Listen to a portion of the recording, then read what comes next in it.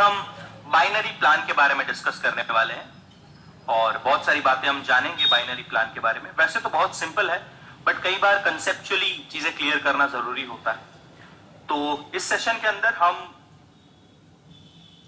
Binary plan का structure कैसा होता है, स्पिल ओवर क्या होता है, पैर मैचिंग क्या होती है बाइनरी में, फिर पैर्स पर ज्वाइनिंग यानी कि हर एक नई ज्वाइनिंग के ऊपर पैर्स कैसे कैलकुलेट होती है, कैपिंग क्या होती है उसका कंसेप्ट भी हम समझेंगे, कितनी तरह की इनकम हम बाइनरी प्लान में दे सकते हैं उनके बारे में जानेंगे और दो एग्जांपल्स लेंगे जिनसे बाइनरी प्लान में कैसे इनकम का यानी कि कमीशन का कैलकुलेशन होता है वो थोड़ी सी क्लैरिटी आएगी। और उसके बाद हम बाइनरी प्लान के जो एडवांटेजेस एंड डिसएडवांटेजेस हैं, प्रोज एंड कॉन्स हैं, वो भी समझेंगे। तो आइए शुरू करते हैं। बाइनरी का मतलब होता है दो, यानी कि हर एक डिस्ट्रीब्यूटर के लेफ्ट में और राइट में इस तरह से अपनी डाउन लाइन में दो डिस्ट्रीब्यूटर को अपॉइंट कर सकता है। हर एक डिस्ट्रीब्यूटर दो अलग डिस्ट्रीब्यूटर्स को अपने लेफ्ट और राइट में इस तरह से अपॉइंट कर सकता है और उसके पास सिर्फ दो ही पोजीशंस हैं, लेफ्ट एंड राइट, और कोई तीसरी चौथी पांचवी पोजीशन नहीं है, राइट। तो ऐसे ये डिस्ट्रीब्यूटर भी अपने left and right, same with this left and right. तो हर एक डिस्ट्रीब्यूटर अपने लेफ्ट में और राइट में दो डिस्ट्रीब्यूटर्स अपॉइंट कर सकता है। अब मान लीजिए कि इस डिस्ट्रीब्यूटर के पास दो से ज्यादा और दोस्त हैं या और प्रोस्पेक्ट हैं जिनको वो अपने नेटवर्क में ज्वाइन करना चाहता है। तो कैसे होगा, उसके लिए है स्पिल ओवर। स्पिल ओवर क्या होता है कि ये डिस्ट्रीब्यूटर मान लीजिए इसके लेफ्ट एंड राइट फुल हो चुकी है और ये कोई नया डिस्ट्रीब्यूटर खुद से अपॉइंट करना चाहता है। तो अगर वो लेफ्ट सिलेक्ट करेगा तो अपने लेफ्ट वाले, क्योंकि ये पोजीशन तो ऑलरेडी फिल हो चुकी है, इसके लेफ्ट में यानी कि यहां पे ये नया डिस्ट्रीब्यूटर स्पिल हो जाएगा, इसको कहते हैं स्पिल। और सेम वे अगर ये अपना राइट सिलेक्ट करता है तो क्योंकि इसके राइट में ऑलरेडी एक डिस्ट्रीब्यूटर है तो फिर उसके भी राइट में ये नया वाला डिस्ट्रीब्यूटर अपॉइंट हो जाएगा। मतलब ये डिस्ट्रीब्यूटर दो ऑलरेडी हो चुके हैं, अगर तीसरा चाहे तो वो यहां या यहां कहीं पर भी डाल सकता है। अगर यहां और यहां ये दो ऑलरेडी हो चुके हैं, अपॉइंट हो चुके हैं डिस्ट्रीब्यूटर्स, तो फिर क्या होगा, तो फिर इस डिस्ट्रीब्यूटर के लेफ्ट में अगर ये डिस्ट्रीब्यूटर लेफ्ट सिलेक्ट करता है तो इसके भी लेफ्ट में अपॉइंट होगा और अगर राइट सिलेक्ट करता है तो एकदम राइट वाले के भी राइट में होगा। तो ऐसे जितने लेवल तक वो पोजीशंस ऑलरेडी फिल हो चुकी है उसके नीचे की लेफ्ट या राइट में नया डिस्ट्रीब्यूटर अपॉइंट होगा। तो इसको कहते हैं स्पिल ओवर। अब हम देखते हैं कि मैचिंग कैसे होती है। तो बाइनरी में जनरली लोग मैचिंग के ऊपर इनकम देते हैं। जो मेन इनकम रहता है बाइनरी का वो मैचिंग इनकम रहता है और मैचिंग लेफ्ट और राइट की किसी रेशियो के अंदर होती है। मतलब लेफ्ट में होने वाली सेल्स और राइट में होने वाली सेल्स का मैचिंग होता है किसी रेशियो में। जनरली ये रेशियो 1:1 का रहता है, लेकिन कुछ कंपनीज 2:1 या 3:1 भी करती है।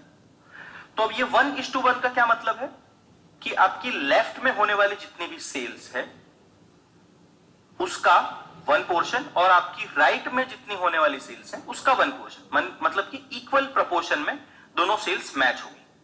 तो मान लीजिए इस एग्जांपल में हमने लिया है कि लेफ्ट साइड पे टोटल 450 नई सेल्स हुई हैं और राइट में 320 नई सेल्स हुई हैं, ठीक है। तो यहां पर 1:1 मैच कैसे होगा, क्योंकि राइट में 320 लोग हैं, वो लेफ्ट के 320 लोगों के साथ मैच करेंगे, राइट। तो यहां के 320 और यहां के 320 1:1 मैचिंग हो गया 320 और बाकी के जो 130 लोग आपके बच गए लेफ्ट में वो फिर अगले महीने के लिए कैरी फॉरवर्ड हो जाएगा। तो वो एग्जिस्टिंग सेल्स जो है वो नेक्स्ट पे आउट साइकिल के लिए, या वो महीना है या हफ्ता है या 15 दिन, जैसे भी वो प्लान है उसका पे आउट साइकिल है, उस पे आउट साइकिल के लिए जो बची हुई सेल्स है जो मैच नहीं हुई वो कैरी फॉरवर्ड हो जाती है। तो इस एग्जांपल में अगर 1:1 के हिसाब से देखें तो 320 यहां से और 320 यहां से मैच होंगी, उसके ऊपर इस पेमेंट साइकिल में इस डिस्ट्रीब्यूटर को कमीशन मिलेगा और बाकी की इसमें से जो सेल्स ऐसी हैं जो मैच नहीं हुई वो अगले पेमेंट साइकिल के लिए कैरी फॉरवर्ड हो जाएगी। सेम अगर हम 2:1 देखें तो इसमें से 225 सेल्स मैच होगी, 225 पेयर्स मैच होगी।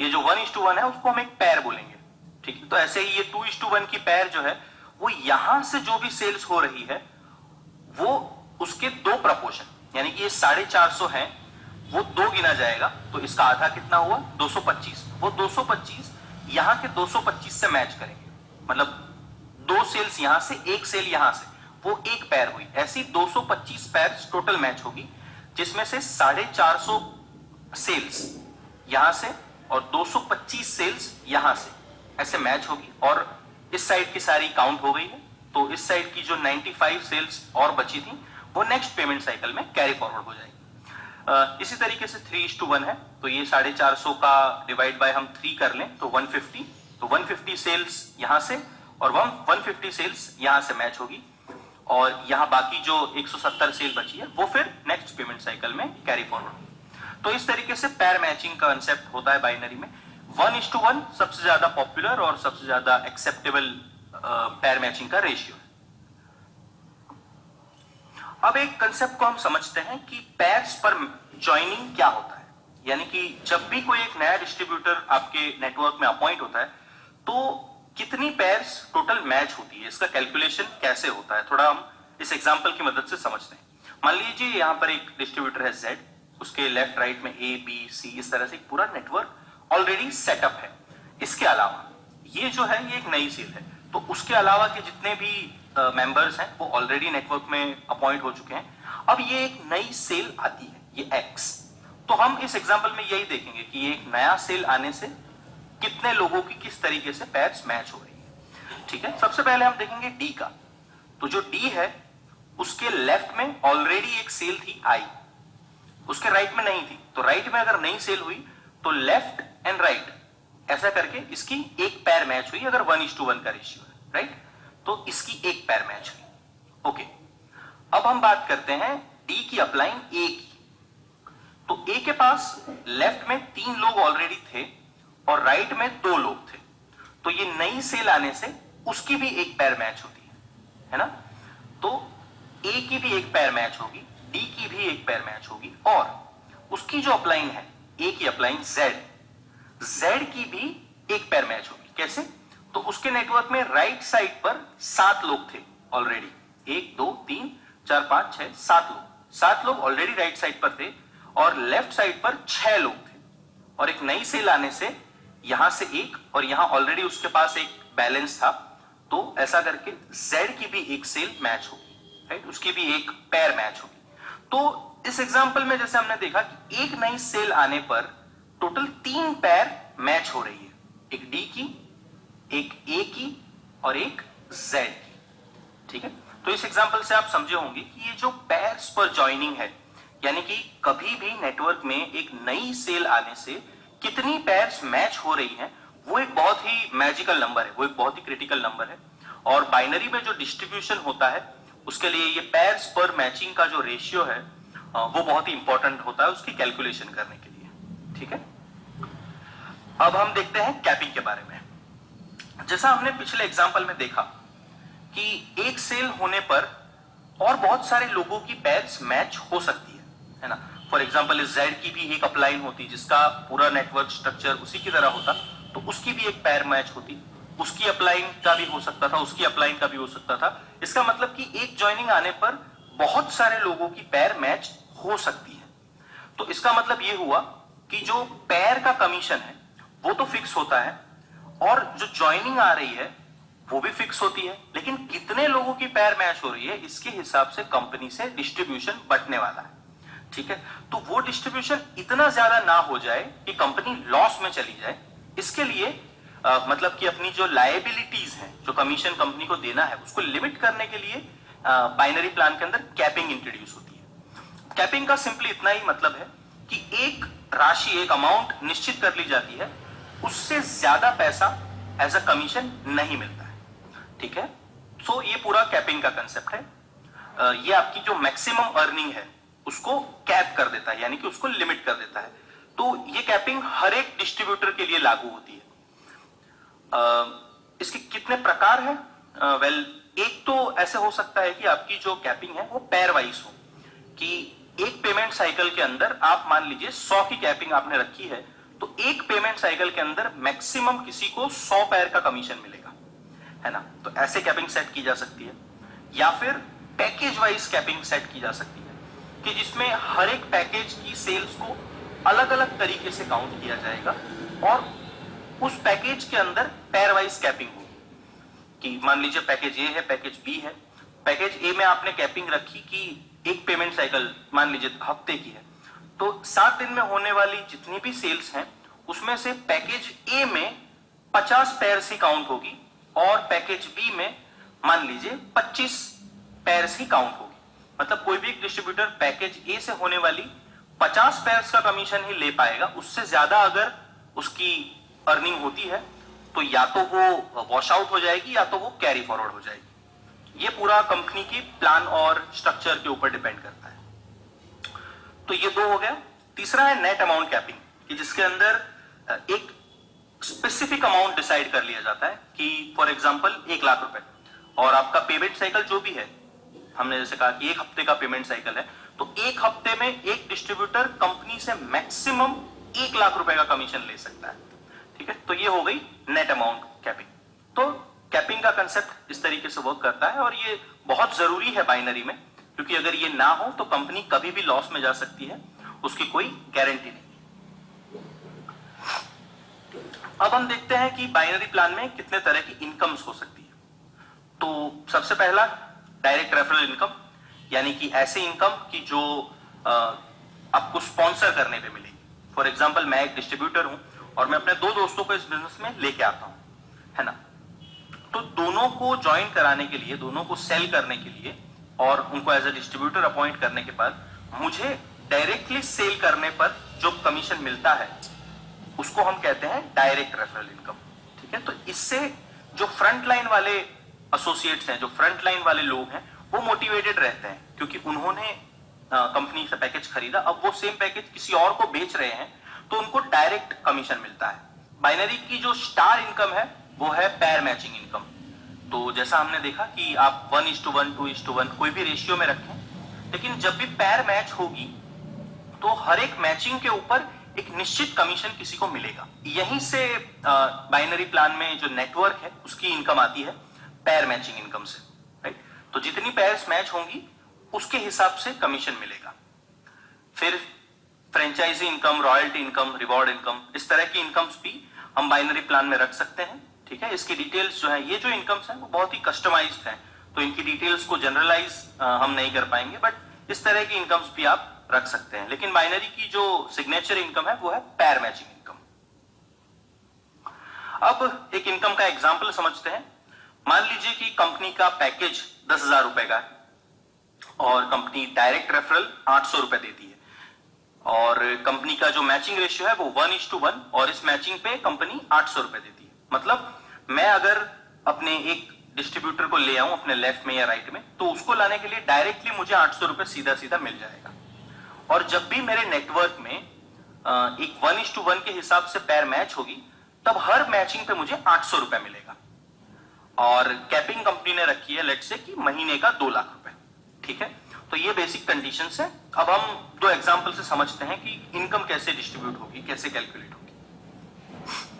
तो मान लीजिए कि लेफ्ट साइड में 450 सेल्स हुई हैं और राइट साइड में 320 सेल्स हुई हैं। ठीक है, तो कंपनी का जो रेशियो है वो 1:1 का है, तो इसलिए राइट से 320 और लेफ्ट से 320, ऐसा करके टोटल 320 पैर्स मैच होगी। 320 पैर्स, और कंपनी पर पैर कितना दे रही है, 800, राइट। तो 320 पैर्स मैच हुई क्योंकि यहां से 320 और यहां से 450 में से 320 पैर्स मैच हुई, तो 320 पैर्स मल्टीप्लाइड बाय 800, क्योंकि पर पैर कंपनी 800 रुपीज डिस्ट्रीब्यूट कर रही है, तो इसका टोटल आ जाता है 2,56,000 रुपए। ठीक है, लेकिन मुझे 2,56,000 रुपए का कमीशन नहीं मिलेगा। क्यों? क्योंकि कंपनी की कैपिंग है 2 लाख रुपए, तो इसलिए यहां पर 2 लाख रुपए का डिस्ट्रीब्यूशन होगा, 2 लाख रुपए की इनकम होगी, राइट। अब हम दूसरा एग्जांपल लेते हैं जिसमें हम एक से ज्यादा लोगों की इनकम कैलकुलेट करके देखेंगे। तो मान लीजिए ये पूरा स्ट्रक्चर एज इट इज है नेटवर्क में, और ये एक नई सेल आती है जो एक्स है। ठीक ठीक है, बाकी का नेटवर्क ऑलरेडी है, ये एक नई सेल आती है, तो इस पर कैसे कमीशन डिस्ट्रीब्यूट होगा? तो डी, मान लीजिए डी इस एक्स को लेकर के आया है, तो उसको डायरेक्ट रेफरल कमीशन मिलेगा 800 रुपीज, डायरेक्ट रेफरल के लिए कमीशन मिलेगा 800 रुपीज। अब डी की एक पैर मैच हुई, क्योंकि उसके लेफ्ट में ऑलरेडी एक प्लेसमेंट था, एक सेल ऑलरेडी थी, उसने अपनी राइट में भी एक सेल की, तो 1:1 के हिसाब से उसकी एक पैर मैच हुई डी की, तो पर पैर उसको 800 कंपनी दे रही है, तो 800 रुपए डी को डायरेक्ट रेफरल का और 800 रुपए इसके मैचिंग बोनस का, ऐसा करके डी के पास टोटल 1600 रुपीज है, 1600 रुपए का इनकम आता है। अभी ए के पास ऑलरेडी यहां पर 3 सेल्स हैं, यहां पर 2 सेल्स हैं, ये ऑलरेडी है, और यहां से एक कैरी फॉरवर्ड हुआ है अभी, राइट? तो ये नई सेल जब आएगी तो वो नई सेल यहां की कैरी फॉरवर्ड सेल से मैच करेगी, तो इसकी भी एक नई पैर मैच हुई, तो इसके लिए ए को भी 800 रुपए का कमीशन मिलेगा, और सेम वे जेड को भी 800 रुपए का कमीशन मिलेगा, क्योंकि उसकी राइट में 7 सेल्स हैं, लेफ्ट में 6 थी और एक नई आई, उसकी वजह से उसकी यहां की और यहां की कैरी फॉरवर्ड मिलाकर के 1:1 में एक पैर मैच हुई, तो इसको भी 800 रुपए का कमीशन मिला, तो 800, 800 और 1600, ऐसा करके टोटल 3200 रुपए का कमीशन बटेगा इस एक नई सेल के ऊपर। तो मेरे हिसाब से अब बाइनरी में इनकम्स कैसे कैलकुलेट होती है उसका आपको एक बहुत ही ओवरव्यू, पिक रफ आइडिया मिल गया होगा। अब बात करते हैं कि बाइनरीज में क्या एडवांटेज है, क्या फायदे हैं, क्या नुकसान है, लेकिन उसके पहले ये जानते हैं कि बाइनरी इनकम किस तरह की कंपनीज को लेनी चाहिए, किस तरह की कंपनीज को बाइनरी प्लान में जाना चाहिए। तो अगर आपके पास ऐसा कोई प्रोडक्ट है या पैकेज है जो कि ज्यादातर वन टाइम यूज वाला है, यानी कि आप उस प्रोडक्ट को एक बार खरीदते हैं, फिर 3-4 साल तक वो चीज चलती रहती है, या एक लंबे टाइम तक वो चीज चलती रहती है, मैं कह सकता हूं, है ना? तो उस तरह के प्रोडक्ट्स के साथ, उस तरह के पैकेज के साथ आपको बाइनरी प्लान में जाना चाहिए, ठीक है? अगर आप ऐसी प्रोडक्ट्स कर रहे हैं जिसमें उसका डेली यूज है, यानी कि एफएमसीजी है, तो बाइनरी प्लान इतना ज्यादा प्रेफरेबल नहीं है। एडवांटेजेस समझते हैं। सबसे पहला तो कि बाइनरी प्लान के अंदर जो डिस्ट्रीब्यूशन होता है वो बहुत कम रहता है, क्योंकि दोनों तरफ सेल्स मैनेज करना और दोनों तरफ सेल्स को बराबर बराबर मैच करना ये काफी डिफिकल्ट काम हो सकता है कई लीडर्स के लिए, तो इसके लिए इसमें डिस्ट्रीब्यूशन कम रहता है। तो ये फायदा कैसे है? क्योंकि कंपनी से जो डिस्ट्रीब्यूशन बढ़ रहा है, जो कमीशन बढ़ रहा है, वो कम है, यानी अल्टीमेटली कंपनी के पास ज्यादा पैसा बच रहा है, कंपनी ज्यादा पैसा लेकर के चल रही है, तो इसके लिए इसमें डिस्ट्रीब्यूशन कम है, ये पहला फायदा। और दूसरा फायदा, बाइनरी प्लान के अंदर कंपनी अनलिमिटेड डेप्थ तक इनकम दे सकती है। कोई और प्लान है जिसके अंदर एक सर्टेन नंबर ऑफ लेवल्स तक ही आपको इनकम मिलती है, लेकिन बाइनरी के अंदर ऐसा नहीं है। बाइनरी के अंदर आप अनलिमिटेड डेप्थ तक इनकम दे पाओगे, राइट? अब उसके डिसएडवांटेज क्या है? सेम, कि कम पैसा बढ़ रहा है, तो यानी अगर डिस्ट्रीब्यूशन कम हो रहा है, तो अगर एसोसिएट या लीडर के पॉइंट ऑफ व्यू से देखें तो ये फिर इस प्लान का नुकसान है, क्योंकि दोनों तरफ की सेल्स मैच कर रही है, तो डिस्ट्रीब्यूशन कम होगा। दूसरा एक नुकसान देखें कंपनी के हिसाब से, तो जो डिस्ट्रीब्यूशन होता है कमीशन का बाइनरी प्लान में, वो बहुत ज्यादा स्पेक्युलेटिव होता है, यानी कि बहुत सारी धारणाओं पे आधारित होता है और तय नहीं होता है कि इतना ही डिस्ट्रीब्यूशन बटेगा। इस तरह से बाइनरी में तय नहीं होता है, कई बार वो ज्यादा भी होता है, कई बार कम भी होता है, तो डिस्ट्रीब्यूशन स्पेक्युलेटिव है, तो कंपनी को बिफोर द हैंड पता नहीं होता है कि इस पेमेंट साइकिल में कितना कमीशन बढ़ने वाला है। और फ्यूचर लायबिलिटीज, यानी कि जो कमीशन ऐसा है जो अभी नहीं बटा है, जैसा हमने आगे वाले एग्जांपल में देखा था कि एक ज्वाइनिंग आने से 3 लोगों की पैर मैच हो रही है, तो ऐसे ही बहुत सारा पैसा कंपनी के पास ऐसा बचता है जो अभी किसी को कमीशन के रूप में नहीं देना है, लेकिन फ्यूचर में वो पैसा उनको देना है, तो कुछ फ्यूचर लायबिलिटीज के साथ में कंपनी को हमेशा तैयार रहना पड़ता है। तो ये था बाइनरी प्लान के बारे में एक ओवरव्यू।